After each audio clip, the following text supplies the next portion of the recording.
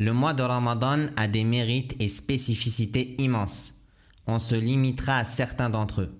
Premièrement, Allah a fait descendre le Coran durant ce mois.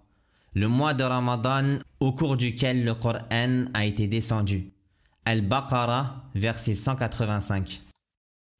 صح. Deuxièmement, les livres divins ont été descendus durant ce mois. En raison du hadith de Wathila ibn al-Asqa', le messager d'Allah alayhi salatu wassalam a dit: les feuilles d'Ibrahim alayhi salam ont été descendues durant la première nuit de Ramadan. La Torah a été descendue la 6e nuit de Ramadan. Et l'évangile la 13e nuit de Ramadan.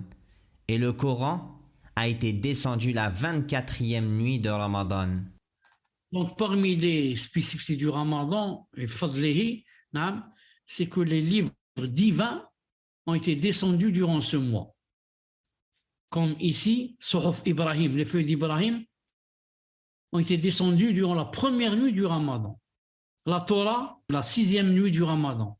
Et l'Injil, l'évangile, la 13e nuit du Ramadan. Et le Coran a été descendu la 24e nuit du Ramadan. Certains ont dit, il veut dire par là la 25e nuit. La 25e nuit du Ramadan. Et certains ont dit, peut-être que ça a concordé, la 25e nuit, ça a concordé avec la nuit du destin, cette année-là.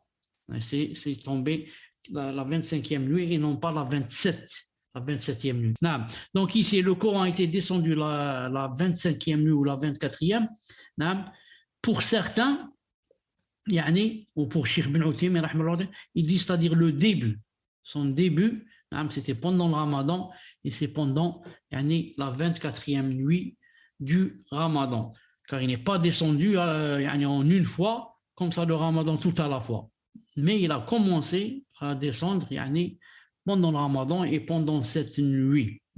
Et ceux qui ont dit non, tout le Coran est descendu pendant le Ramadan, ils veulent dire par là, descendu vers la Beit al-Izza, la maison de l'Izza. C'est une maison qui est au ciel, c'est une maison qui est au ciel.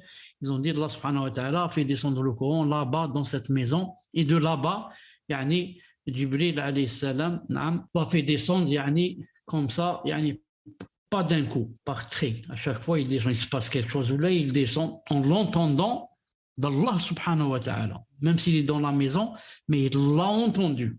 Jibril alayhi salam l'a entendu d'Allah subhanahu wa ta'ala. On ne dit pas comme disent les Ash'aïra, que le Coran, Jibril l'a pris comme ça de la tablette préservée et le fait descendre. Mais après l'avoir entendu,